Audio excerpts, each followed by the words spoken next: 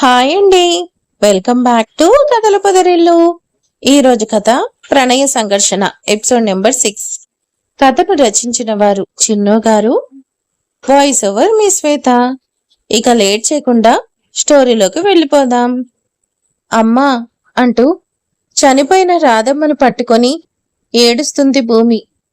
అక్కడ భూమిని చూసి అందరూ ఏదేదో మాట్లాడుకుంటూ ఉంటే భూమి మాత్రం తన తల్లి దూరమైన బాధలో అలానే ఏడుస్తుంది. నెక్స్ట్ 1 వీక్ తర్వాత, భూమి ఇంకెన్ని రోజులు ఇలానే ఏడుస్తుంటావు? ఆంటీ చనిపోయినప్పటి నుంచి నువ్వేం తినకుండా ఇలానే ఉన్నావు. ఇలానే ఉంటే నీకేమవుతుందో ఆలోచించావా? నీకోసం టిఫిన్ తీసుకొచ్చాను, కాస్త తిను అంటూ భూమికి ఇస్తున్నాడు శిరీష్. నాకేమొద్దు శిరీష్, నాకు అసలు తినాలని కాదు, బ్రతకాలనే లేదు. నాకన్నీ మా అమ్మే. తనే లేకపోతే నేను ఎవరిని చూసుకొని బ్రతకాలి? నా వల్లే ఆ అమ్మ నాకు దూరం అయింది. భూమి, డోంట్ గెట్ ఎక్సైట్. నీ వల్ల కాదు, నీకిలా చేసిన ఈడియట్ స్కౌండ్రల్ వల్ల. ఇప్పుడైనా వాడెవడో చెప్పు, వాడంతా చూస్తాను. మన జీవితాల్ని నాశనం చేసిన వాణ్ణి అస్సలు వదిలిపెట్టను. ఎవరిని చేసినా ఏదేమైనా ఇప్పుడు నేను కోల్పోయింది తిరిగొస్తుందా? లేదు కదా. అలాంటప్పుడు ఏం చేసినా యూజ్ లేదు అంటూ బాధతో కళ్ళు మూసేసరికి తన కళ్ళ నుంచి కన్నీళ్లు వచ్చేస్తాయి. భూమి, నువ్వెలా ఫీల్ అవుతుంటే నేను చూడలేను. ఇప్పుడేమైంది చెప్పు? ఇక్కడితోనే నీ జీవితం ఆగిపోలేదు. నువ్వు ఒప్పుకుంటే నిన్ను నేను పెళ్లి చేసుకుంటాను. హా, అనుకున్నా. నువ్వు భూమి దగ్గర అన్నప్పుడే అలాంటిదేదో అంటావని అనుకున్నా. నేను అనుకున్నట్టే అన్నావు కదా అంటూ లోపలికి వస్తుంది జయంతి. మామ్, భూమి ఏం చేసింది? తప్పు చేసిన వాడు బానే ఉన్నాడు, దానికి శిక్ష భూమికి వెయ్యాలా? వద్దురా, నాకు వెయ్యి, మీ నాన్నకి వెయ్యి, మన కుటుంబానికి వెయ్యి. ఇలాంటి చెడిపోయిన ఆడదాన్ని పెళ్లి చేసుకునే మనసు నీకుందేమో కానీ కోడలిగా తెచ్చుకునేంత పెద్ద మనసు నాకు లేదు. నీకు ఇదే చెప్తున్నా. అది కాని నా కోడలైతే నేను చచ్చిపోతాను. మోమ్, నేను భూమిని చేసుకుంటాను, అంతేకాని ఇంకెవరిని చేసుకోను అంటూ శిరీష్, జయంతి ఇద్దరూ అరుస్తుంటే నన్ను మాట్లాడనిస్తారా అంటూ అరుస్తుంది భూమి. భూమి అలా అనేసరికి ఇద్దరు సైలెంట్ అవుతారు. భూమి ఇద్దరిని చూస్తూ, చూడండి, నాకే ఈ పెళ్లి చేసుకోవడం ఇష్టం లేదు. ఇది ఈరోజు మాట కాదు. మీరు మ్యారేజ్ ప్రపోజల్ పెట్టినప్పుడే నాకు ఇష్టం లేదు. బట్ మా అమ్మ కోసం పెళ్లి ఒప్పుకున్నాను. ఇప్పుడు తనే లేదు. పైగా సమాజంలో దృష్టిలో నేను చెడిపోయాను. కానీ నిజానికి నేనేం చెడిపోలేదు. నా మనసు ఇంకా అలానే ఉంది. ఒకడు పశువులా నా శరీరం మీద చేసిన గాయాలకి నేనేం చెడిపోయినట్టు కాదు. నా ఇష్టం లేకుండా జరిగిన దానికి నాదేం తప్పు లేదు. మా అమ్మ లేని రోజు నేను బ్రతికినా చచ్చినట్టే. కానీ ఇప్పుడు నేను చేస్తే నిజంగానే తప్పు చేసినట్టు. అందుకే బ్రతుకుతాను. నా బ్రతుకు నేను బ్రతుకుతాను. ప్లీజ్, మళ్ళీ ఇంకెప్పుడు నా దగ్గరికి రావద్దు. నన్ను ఇలానే వదిలేయండి, వెళ్ళిపోండి అంటూ శిరీష్ని అనేసరికి, చూసావా, నువ్వు కావాలంటుంటే అదే వద్దంటుంది. నీకు సిగ్గులేదురా అంటూ శిరీష్ని తీసుకొని వెళ్ళిపోతుంది జయంతి. మామ్, నన్ను ఎక్కడికి తీసుకొచ్చావు? ఇంత మెర్సీగా ఉంది, నేను రాను, ఇక్కడే ఉంటాను అంటూ భూమి చేయి వదిలించుకుంటూ అంటాడు తన్వీర్. తను ఎప్పుడు మనకెవ్వరూ లేరు కదా, మనకెవ్వరూ లేరా అంటావు కదా, మన వాళ్ళు ఇక్కడే ఉండేవాళ్ళు అంటూ ఆ ఇంటిని చూస్తూ ఉంది భూమి. వాట్, ఇక్కడుంటారా? How sad. ఇలా ఉంటే ఎలా ఉంటారు? అంతా డస్ట్ అండ్ మెర్సీగా ఉంది. I can't come here mom. అవును, ఎవరూ లేరా? వాళ్ళు నాకేమవుతారు? రాధమ్మ నీకు అమ్మమ్మ అవుతుంది. అంటే నాకు అమ్మ అన్నమాట అంటూ డోర్ ఓపెన్ చేసి ఇల్లు మొత్తం బూజు కొట్టుకుని ఉండడం చూసేసరికి, ఆ ఇంట్లో తన అమ్మతో తనకున్న జ్ఞాపకాలన్నీ తలుచుకునేసరికి భూమి కళ్ళలో నీళ్లు తిరిగాయి. మామ్, మరి రాధమ్మ ఎక్కడుంది? మనకెందుకు కనిపించడం లేదు? రాధమ్మ ఇప్పుడు ఇక్కడ ఉండడం లేదు, దేవుడి దగ్గరికి వెళ్ళిపోయింది. తను అంటూ లోపల తను రాధమ్మ కలిసి దిగిన ఫోటో చూసి దాన్ని తీసుకుంది. Mom, is it you? You look so pretty. భలే ఉన్నావు మామ్ నువ్వు. హా, నువ్వు చాలా బాగున్నావు తన్ను. తనే రాధమ్మ, నీకు అమ్మమ్మ అవుతుంది అంటూ ఆ ఇల్లు చూస్తుంటే ఆ జ్ఞాపకాలన్నీ తనని మళ్ళీ డౌన్ చేసేస్తుంటే ఆ ఫోటో తీసుకుని బయటకు వచ్చేసింది భూమి. నువ్వేనా? ఈ ఇంటి తాళం తీసుంటే ఎవరొచ్చారనుకున్నా. నువ్వేనా ఇల్లు వదిలేసి వెళ్ళిపోయావు? మళ్ళీ ఎందుకొచ్చావు? నేనింకా నువ్వెప్పుడో పోయుంటావనుకున్నాను. Thank you aunty. కానీ చచ్చెంత పిరికిదాన్ని కాదు ఈ భూమి. నేనేం పారిపోయి వెళ్ళలేదు, వదిలేసి వెళ్ళలేదు. నా గమ్యం కోసం వెళ్ళాను. ఎప్పుడు పక్కనోళ్ళ సంగతి ఎందుకు? మీ సంగతి మీరు చూసుకుంటే బాగుంటుంది. సర్లేమ్మా, ఏదో మంచితనం రాధమ్మంటే అభిమానం ఉంది కాబట్టి అడిగాను. ఇంకెన్నాళ్ళు ఈ ఇల్లు ఇలానే వదిలేస్తావు? మా వాళ్ళు ఈ ఇల్లు కొనుక్కుంటారు అంటున్నారు. నువ్వెలాగో ఇక్కడ ఉండలేవు కదా. అమ్మేయచ్చుగా, మంచి సెంటర్లో ఉంది కాబట్టి అమ్మితే నీకు కోట్లు వస్తాయి. భూమి నేను అమ్మేస్తాను అని ఎవరికి చెప్పలేదు. అమ్మని కూడా ఇది మా అమ్మ నాకు మిగిల్చిన జ్ఞాపకం. నాతోనే ఉంటుంది అండ్ మీరేం బాధపడకండి. థ్యాంక్ యూ ఆంటీ అంటూ గేట్కి లాక్ చేసేసింది భూమి. ఈ అబ్బాయి నీ కొడుకేనా? నువ్వు నీ కొడుకు మాత్రమే వచ్చారు? మీ ఆయన రాలేదా? ఎక్కడున్నాడు? మీ ఆయన ఏం చేస్తుంటాడు? నీ గురించి అన్నీ తెలిసే చేసుకున్నాడా? మా డాడ్ అబ్రాడ్లో ఉన్నాడు. నేను మా మామ్ మాత్రమే ఇక్కడుంటాం. యాజ్ ఎ సూన్ మా డాడ్ వచ్చేస్తాడు. అప్పుడు మాతోనే వస్తాడు కదా మామ్.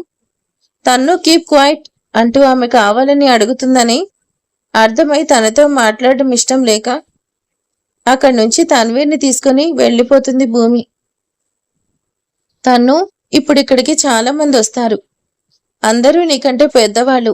అందరితో రెస్పెక్ట్గా మాట్లాడాలి. అమ్మ మాట వింటావు కదా? హా, ఓకే ఓకే, బట్ వాళ్ళు నాకు రెస్పెక్ట్ ఇస్తేనే నేను ఇస్తాను. ఆర్ హెల్స్ నేను ఇవ్వను. నువ్వే నాకు చెప్పావు కదా, గివెన్ అండ్ టేకెన్ పాలసీ. తన్ను వాళ్ళు నీకంటే పెద్దవాళ్ళు. నువ్వు ఇలా చేసావంటే నేను నీతో మాట్లాడను. నువ్వు అలా రూడ్గా బిహేవ్ చేస్తే అందరూ నిన్నేమనరు.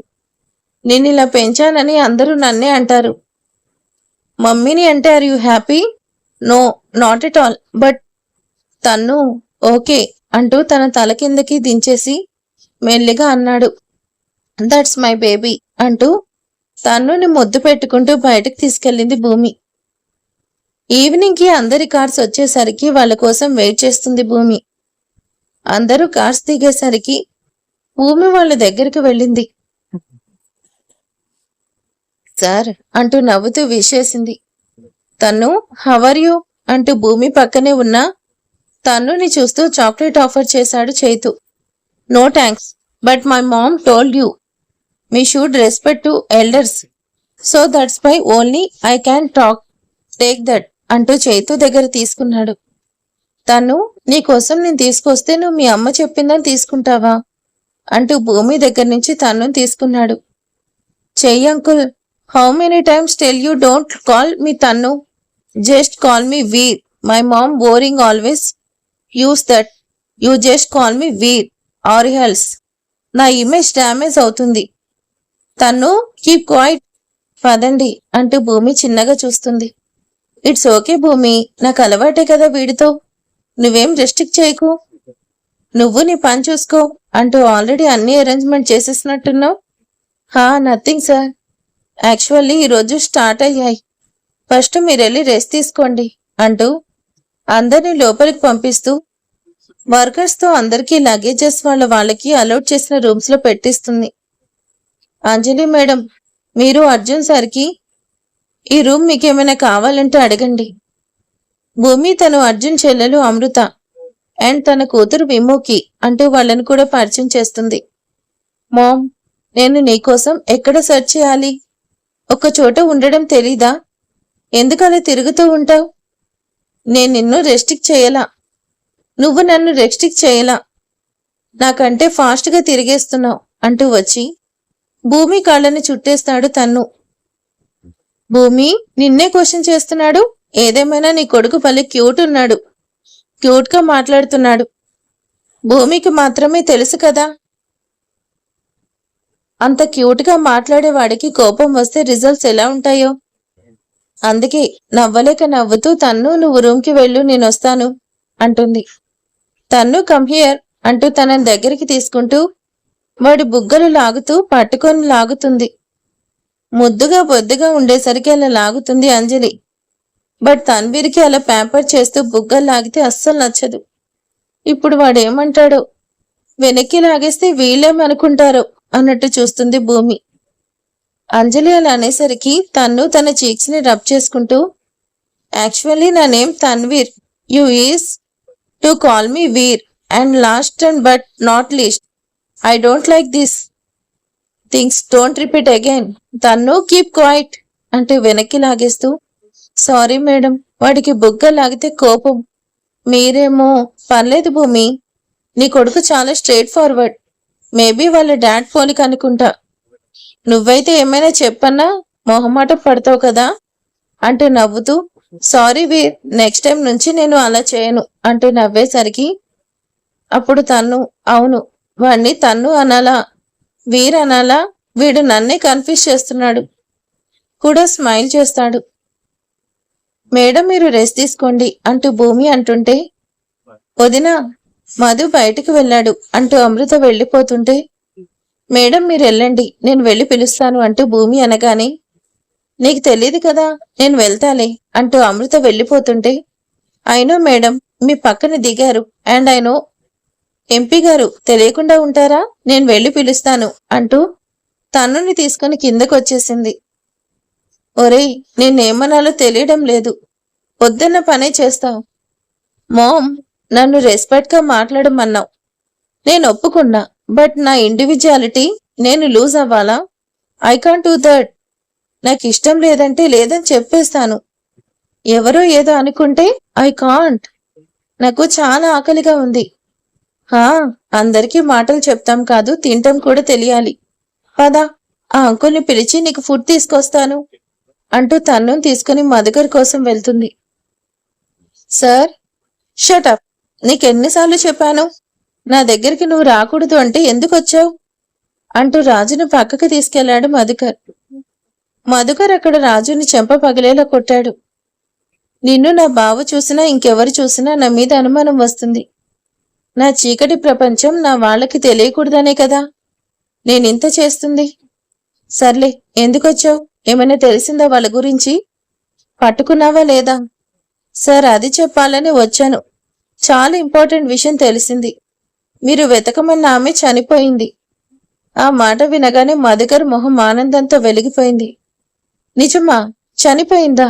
మంచిది, మనకు పెద్ద పని తగ్గించింది, లేదంటే నా చేతుల్లో చావలసిన పరిస్థితి వచ్చేది. ఇంకేం తెలిసింది అంటూ మధుకర్ రాజును చూస్తూ అంటాడు. సార్ ఇది గుడ్ న్యూస్, బట్ ఇంకో బ్యాడ్ న్యూస్ కూడా ఉంది. ఆమెకో కూతురుంది. హే, దాన్ని కూడా నా దారిలోకి అడ్డం రాకుండా తప్పించు. ఇది కూడా నేను చెప్పాలా రాజు? సార్ ఇక్కడే చిక్కొచ్చింది. ఇప్పుడు ఆ అమ్మాయి ఎక్కడుందో ఎలా ఉంటుందో ఎవరికీ తెలీదు. తన గురించి సరిగ్గా ఎవరు ఏం చెప్పట్లేదు, ఏవేవో కథలు చెప్తున్నారు. మొత్తానికి ఆ అమ్మాయి గురించి ఎవరికి ఏం తెలీదు సార్. రాజు తెలీదంటే కుదరదు, దాని చావు నాకు చాలా ఇంపార్టెంట్. అది బ్రతికుంటే నా కల చచ్చినట్టే. దాన్ని ఎక్కడుందో వెతికి పట్టుకోండి. దానికి నిజం తెలిసేలోపు, అహుల్వాలియాకి అది దొరికేలోపు మన చేతుల్లో చచ్చిపోవాలి. స్టీఫెన్ ఏమైంది? నేను చెప్పిన వాళ్ళ డీటెయిల్స్ ఏమన్నా తెలిసిందా లేదా అంటూ కోపంగా అడుగుతాడు అహుల్వాలియా. సారీ సార్, మీరు చెప్పిన డీటెయిల్స్ ని మ్యాచ్ చేస్తూ ఎలాంటి క్లూ దొరకడం లేదు. అసలు వాళ్ళు ఉన్నారు అనేది చెప్పడానికి కూడా సరైన ఎవిడెన్స్ లేదు. Stephen it's complete true. వాళ్ళని మధుకర్ కంటే ముందే మనం పట్టుకోవాలి. మధుకర్ జీవితంలో ఉన్న చీకటి కోణం అందరికీ తెలిసేలా చేసి, సీఎం అవ్వాలన్న వాడి కళను నాశనం చేసి, సీఎం అవ్వాలని నా కళను ఫుల్ఫిల్ చేసుకోవాలి. నువ్వు ఆ మధుకర్ ఫాలోవర్స్ ని ఫాలో చెయ్యి, కన్ఫామ్ గా క్లూ దొరుకుతుంది అంటూ పంపిస్తాడు స్టీఫెన్ ని. ప్రసాద్ నువ్వు చెప్పేది నిజమేనా, లేదంటే నా దగ్గర ఏమైనా నాటకం ఆడుతున్నావా డబ్బుల కోసం? సార్ అబద్ధం చెప్తే నేను ఇక్కడ కాకపోతే ఎక్కడైనా మీకు దొరికిపోతాను కదా, అప్పుడు మీకు నచ్చింది చేసుకోండి. మధుకర్ జీవితంలో చీకటి రహస్యాలు. వాడి స్నేహితుడిని నాకంటే ఎవరికి బాగా తెలీదు. వాడి కాలేజ్ డేస్ నుంచి నాకు బాగా తెలుసు. వాడికి ఉన్నంత డబ్బు పిచ్చి ఎవరికీ లేదు. దానికోసమే కాలేజ్లో అందం డబ్బు ఉన్న అమ్మాయిని ప్రేమించాడు. తను వాడి కోసం అన్నీ వదిలేసి వస్తే ఆస్తి లేని తనను వాడుకుని మోసం చేసి వదిలేశాడు. తనకంటే ఆస్తి అంతస్తు ఉన్న అమ్మాయిని పెళ్లి చేసుకొని ఇప్పుడు సీఎం అవుతున్నాడు. తన ప్రేమ కథకి సాక్ష్యం నేను. ఆ రోజు మధుకర్ పెళ్లికి తను ప్రెగ్నెంట్ కన్ఫర్మ్. తను బ్రతికే ఉంటే ఈరోజు అదే మీకు పెద్ద సాక్ష్యం అవుతుంది. దాన్ని యూజ్ చేసుకుని మీరు సీఎం అయిపోవచ్చు. హా, నా పొలిటికల్ కెరియర్కి అడ్డుగా ఉన్న ఆ మధుకర్ అండ్ నా బిజినెస్కి అడ్డుగా ఉన్న ఆర్మన్ గారిని వదలను. అందరినీ దాటుకొని అన్నింట్లో నేనే నెంబర్ 1 అవుతాను. రాజు చెప్పింది మర్చిపోకు. ఆ విషయం ఎవరికీ తెలియకూడదు. చాలా సీక్రెట్గా పని జరిగిపోవాలి అంటూ రాజుతో అంటున్నాడు మధుకర్.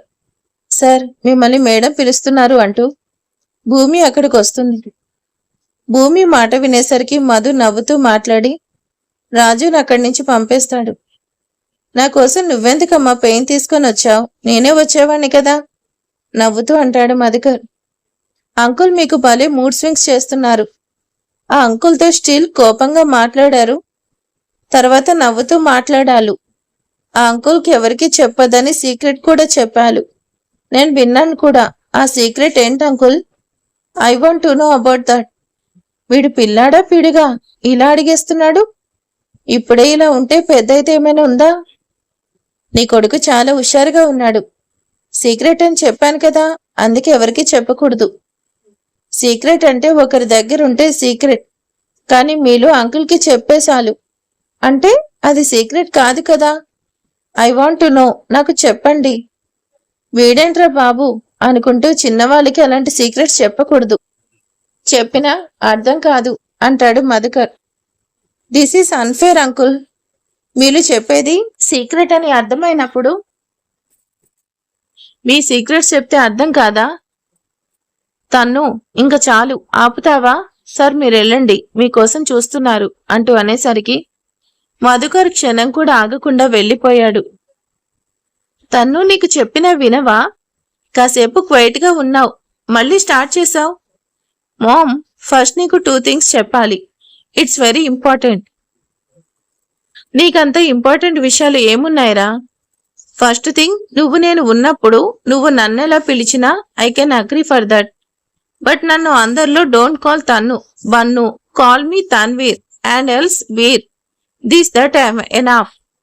హా, నీకు చాలా ఎక్కువ అవుతుందిరా.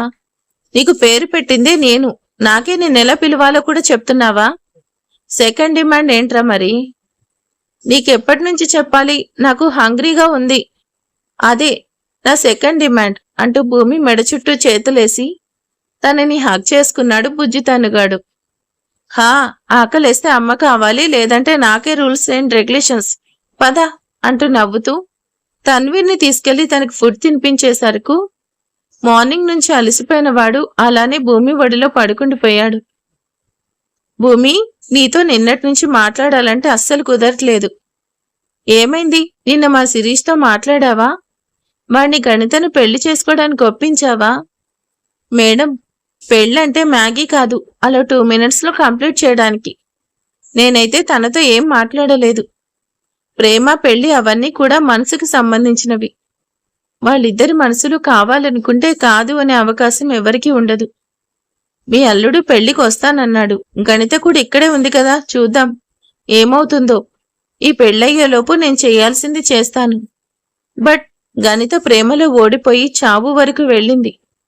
తను ఎలాంటి డిసిషన్ తీసుకుంటుందో కలిసి ఉండాల్సింది వాళ్లే కదా.